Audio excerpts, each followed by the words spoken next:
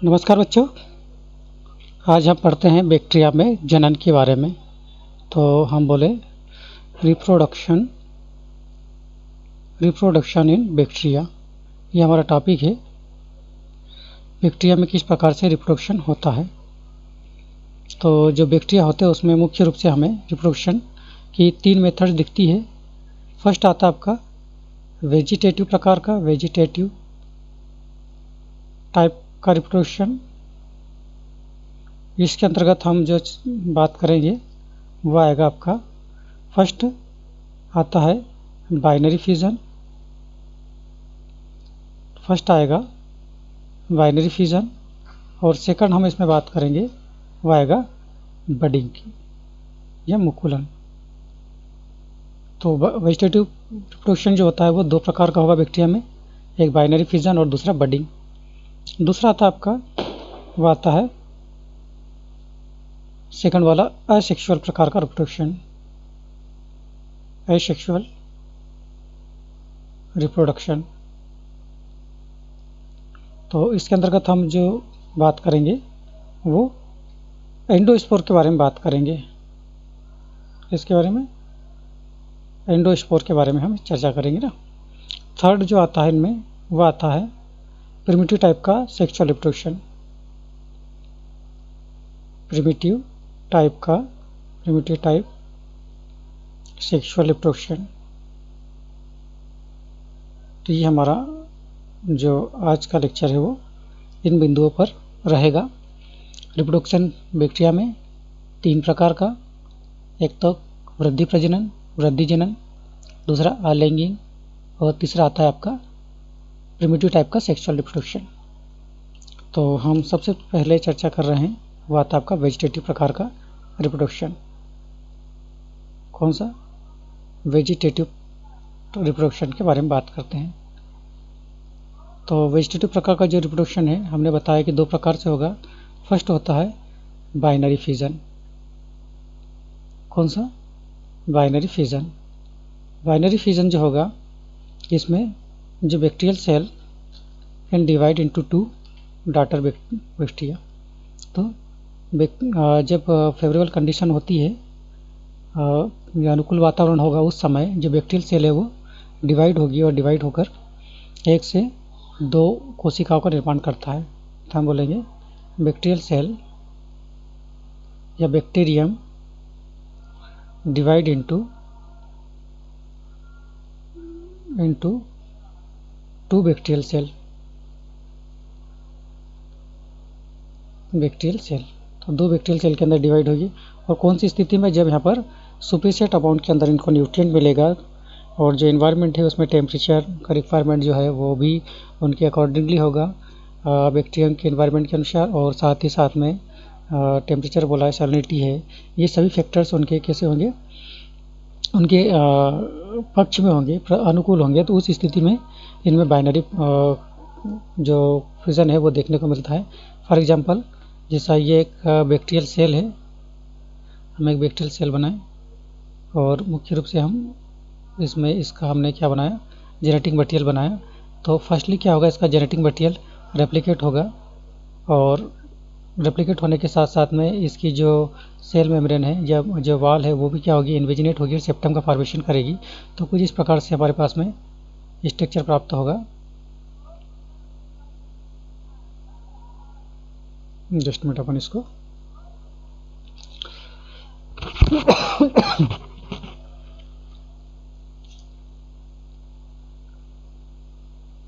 इस प्रकार से ये जो सेल है वो सेप्टम का फॉर्मेशन इसमें होगा और सेप्टम का फॉर्मेशन के साथ साथ में इसका जो बैक्टीरियल है जेनेटिक मटेरियल वो भी क्या होगा, रेप्लिकेट हो जाएगा ना। तो दोनों चीज़ें साथ साथ में होगी। तो इस प्रकार से यहाँ पर हमको 2 जो है हम इसका बाउंड्री भी बना दें ना। तो इस प्रकार से 2 सेल का फॉर्मेशन होगा ना। तो हम इसको इस प्रकार से बताना, ये एक बैक्टीरियम बना और ये दूसरा वाला बैक्टीरियम बना। तो ये जो बैक्टीरियम है तो ये था बाइनरी फ्यूज़न के माध्यम से बैक्टीरिया का निर्माण होना, ये एक बैक्टीरिया से 2 बैक्टीरिया का निर्माण होना। क्या हुआ, जब फेवरेबल कंडीशन थी, इसका जेनेटिक मटेरियल जो है वो रेप्लिकेट करेगा ना। रेप्लिकेट करने के साथ साथ में इसकी जो मेम्ब्रेन है वो भी क्या होगी, इन्वेजिनेट होगी, सेप्टम का फॉर्मेशन होगा, और सेप्टम के फॉर्मेशन होने से यहाँ 2 कोशिकाएं बन जाएगी। तो हमने इसका जो हम आउटर कवरिंग है उसको भी बना दें हम। तो ये इसकी क्या होगी, जो सेल वॉल वाला स्ट्रक्चर है वो भी हम इसको ड्रा कर देना। तो इस प्रकार से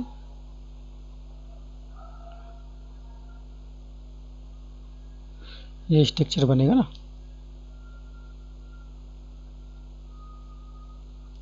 और फाइनली हमारे पास में क्या बन जाएंगे, लास्ट में 2 बैक्टीरियल सेल का निर्माण हो जाएगा। ठीक है, तो ये होता है आपका बाइनरी फिजन। आसान है कि एक सेल से 2 सेल का निर्माण होना। चूँकि बैक्टीरिया होता है, यूनिसेलुलर ऑर्गेनिज्म है, तो हम यहाँ पर सेल का उपयोग कर सकते, सेल यहाँ पर उनको बता सकते ना। उसके बाद सेकंड जो आता है वो आता है by the bud formation. Second जो होगा बाय बडिंग। तो ये भी क्या आ रहा है, बडिंग के प्रोसेस के द्वारा बैक्टीरिया का निर्माण होना। तो इसमें क्या होता है कि एक आउटग्रोथ का फॉर्मेशन होता है, बैक्टीरिया में एक आउटग्रोथ बनेगा। जैसा कि फॉर एग्जांपल ये एक बैक्टीरियम है, ये इसका जेनेटिक मटेरियल ना। तो इस पर क्या होगा, इस पर एक आउटग्रोथ का फॉर्मेशन होगा। इस प्रकार से एक आउटग्रोथ का फॉर्मेशन होगा। तो ये जो आउटग्रोथ होगी इसको हम बोलेंगे बड। इस केस में भी क्या होगा, जो डीएनए इसका होगा वो रेप्लिकेट होगा। ठीक है, रेप्लिकेट होगा और इस बड में भी जाएगा, इस बड के अंदर भी इसका डीएनए ट्रांसफ़र होगा, और ये कॉन्स्ट्रिक्शन होगा। यहाँ से इस एंड से और इस एंड से क्या होगा, ये कॉन्स्ट्रिक्ट होगा। और फाइनली हमारे पास में जो स्ट्रक्चर प्राप्त होगा वो किस प्रकार से होगा, एक छोटा सा आउटग्रोथ जो है वो इस बैक्टीरियल सेल से अटैच रहेगा। ये दोनों अलग हो गए। ठीक है, इस प्रकार से ये स्ट्रक्चर इसका बना।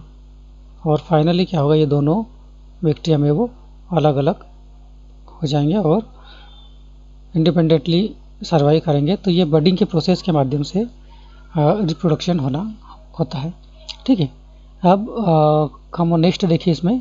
तो नेक्स्ट आपका आता है आपका एसेक्सुअल रिप्रोडक्शन। सेकंड टाइप जो आता है वो कौन सा था, एसेक्सुअल प्रकार का रिप्रोडक्शन, एसेक्सुअल रिप्रोडक्शन। तो एसेक्सुअल रिप्रोडक्शन मुख्य रूप से होता है by the spore formation, by spore formation. Spore का निर्माण होगा और उसके द्वारा जो है वो रिप्रोडक्शन की प्रोसेस होती है। तो स्पोर्स 2 प्रकार के अपने पास बन सकते हैं, एक होता है एक्सोस्पोर और दूसरा होता है एंडोस्पोर। एक्सोस्पोर में जो होगा वो आउटसाइड द बॉडी होगा। तो स्पोर्स भी हम पर कितने बनेंगे, एक होगा एक्सोस्पोर और दूसरा होता है एंडोस्पोर्स। दूसरा कौन सा होता है, एंडोस्पोर्स प्रकार का होगा ना। तो इसके अंदर हम जो स्पोर्स की बात कर सकते हैं, एक्सोस्पोर्स के अंदर एंडोस्पोर्स जो होता है वो अनफेवरेबल कंडीशन में जो कुछ बैक्टीरियल स्पीसीज होती है उसके द्वारा फार्म किया जाता है, और ये बहुत ही ज़्यादा रेसिस्टेंस स्ट्रक्चर होगा। और हम बताएं कि डॉर्मेंट स्ट्रक्चर होता है, जो सीड डॉर्मेंट होता है ना, जो सीड होता है लंबे समय तक हम उसको डॉर्मेंसी के अंदर रख सकते हैं और यह रहता है। तो उसी प्रकार से जो एंडोस्पोर होते हैं वो भी कैसे होते हैं, बैक्टीरियल सेल का एक डॉर्मेंट स्ट्रक्चर होगा, और ये बहुत ही ज़्यादा रेसिस्टेंस होता है against the heat and chemical, UV rays, gamma rays. तो इनके अगेंस्ट में क्या होता है, बहुत ही ज़्यादा रेसिस्टेंस ये होता है। तो हम यहाँ बात करें एंडोस्पोर की, तो क्या लिखे हम, एंडोस्पोर।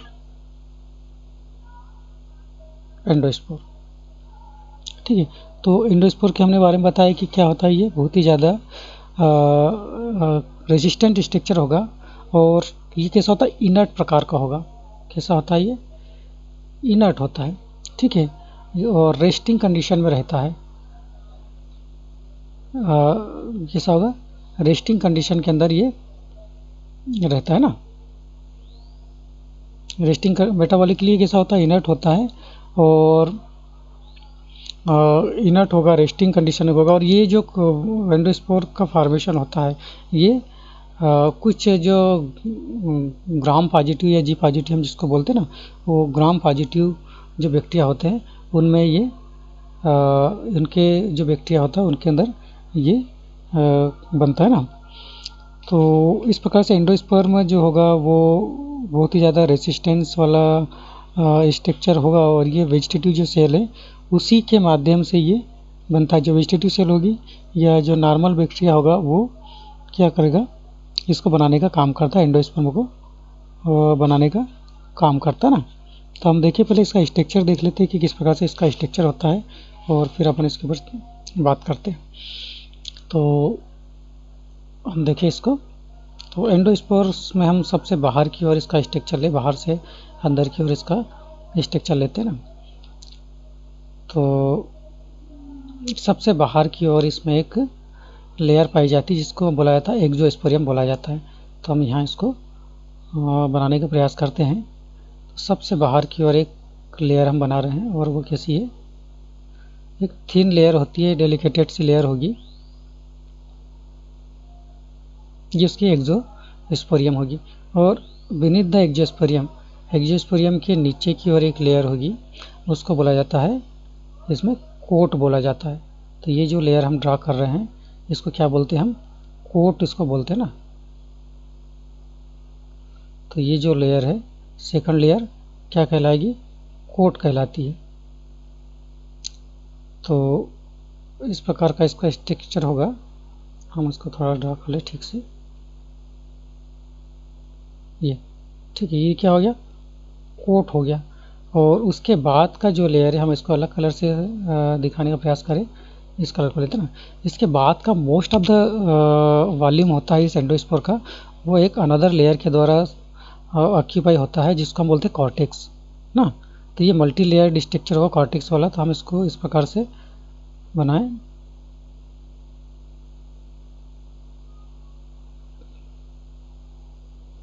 तो ये जो एरिया हम इसको पूरा फिल कर देते हैं। तो ये एरिया जो है ये क्या कहलाएगा, इसमें कॉर्टेक्स कहलाता है। तो ये एरिया क्या कहलाएगा इसका, जस्ट मिनट अपने ऊपर चले गए, थोड़ा सा इसको बाहर ले देना।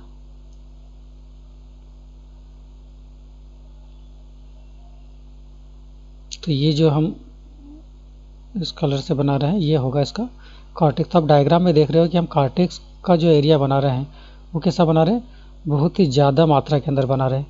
तो हम इसमें बता सकते हैं कि जो कॉर्टिकल पोर्शन होता है वो कैसा होता है, इसका बहुत ज़्यादा वॉल्यूम को ऑक्यूपाई करता है ना। तो ये हो गया इसका कॉर्टेक्स वाला एरिया। अब इसका हम नाम भी लिख दें, क्या क्या चीज़ें हैं। थोड़ा सा हम इसमें एक मेम्ब्रेन को बना दें। तो ये जो होगा ये इसकी मेम्ब्रेन होगी ना। और तब इसका नाम रखते हैं हम सबसे पहले ना। आउटर लेयर को हम क्या बोलते हैं, एक्सोस्पोरियम बोलते हैं। क्या बोलते हैं, एक्सोस्पोरियम बोला जाता है आउटर लेयर को। ये हो गया एक्सोस्पोरियम। और ये हमने जो येलो कलर का बनाया है, ये क्या बनाया है हमने, कोट बनाया है, ठीक है। इसके बाहर की जो लेयर होगी वो आउटर कोट मेम्ब्रेन, और ये वाली इनर कोट मेम्ब्रेन। हम इसको लिखना चाहे तो बता सकते हैं, ये वाली जो लेयर है वो कौन सी है, outer coat membrane,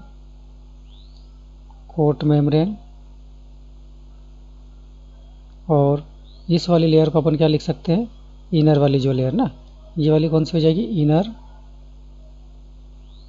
coat membrane, इसको हम लिख सकते हैं। और उसके बाद में ये जो पोर्शन है, ये पोर्शन जो होता है ये क्या होता है आपका, ये वाला पोर्शन होगा, इसको बोला जाता है कॉर्टेक्स। ये पोर्शन कॉर्टेक्स बोला जाता है। और ये वाला जो लेयर है जिसको बोला जाता है कोर मेम्ब्रेन। क्या बोलेंगे, कोर मेम्ब्रेन इसको कहा जाता है। और ये जो पोर्शन है बीच वाला जो सेल स्ट्रक्चर, इसको बोला जाता है कोर।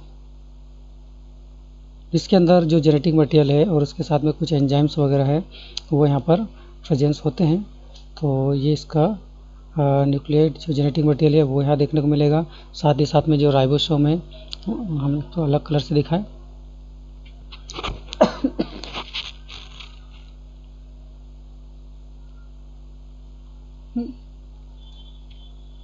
तो ये इसका कुछ राइबोसोम स्ट्रक्चर अपन बता दे और कुछ जो अदर जो प्रोटीन सॉल्युबल प्रोटीन वगैरह इसके अंदर प्रेजेंस होते हैं ना। तो ये कोर होगा और ये क्या होगा, डीएनए होगा इसका ना। ये क्या होगा, डीएनए पोर्शन होगा। तो ये इसका स्ट्रक्चर होता है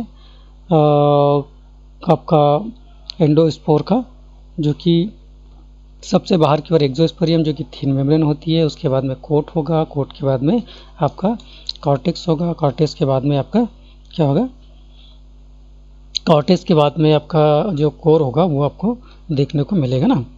तो जो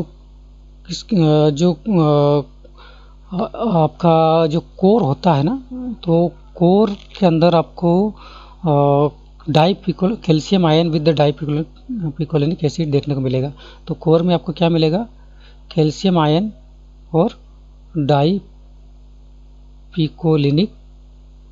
एसिड कहाँ देखने को मिलेगा, कोर के अंदर देखने को मिलेगा। तो इसमें कोर में calcium ion plus dipicolinic acid plus इसका डीएनए मटेरियल तो है, तो ये भी चीज़ें इसके अंदर देखने को मिलेगी, जो कि इसको रेसिस्टेंस बनाती है सेल को या इस एंडोस्पोर को, और साथ ही साथ में जो डीएनए होगा उसको स्टेबलाइज करती है। ठीक है। और जो इसका कॉर्टेक्स होता है, कॉर्टेक्स की विशेषता ये होगी, जो कॉर्टेक्स होगा, कॉर्टेक्स की विशेषता ये होती है कि इसमें ये किससे मिलकर बना होता है, पेप्टाइडोग्लाइकेन से मिलकर बना होता है। जैसा बैक्टीरियल सेल वॉल जो है ना, उसी से कॉर्टेक्स पेप्टाइडोग्लाइकेन से मिलकर बनेगा। पर इसके अंदर विशेषता होती है कि इसमें जो क्रॉस लिंकेज होती है, पेप्टाइडोग्लाइकेन के जो मॉलिक्यूल्स होते हैं एनएम और एनएजी जो होते हैं, उनके बीच का जो क्रॉस लिंकेज होगी वो कम होती है। तो हम बोलेंगे लेसर क्रॉस लिंकेज होता है, लेसर क्रॉस लिंकेज हमको देखने को मिलेगा ना। तो जो क्रॉस लिंकिंग है वो कैसी होती है, कम होती है। क्रॉस लिंकेज कम अपने को देखने को मिलेगी। ठीक है।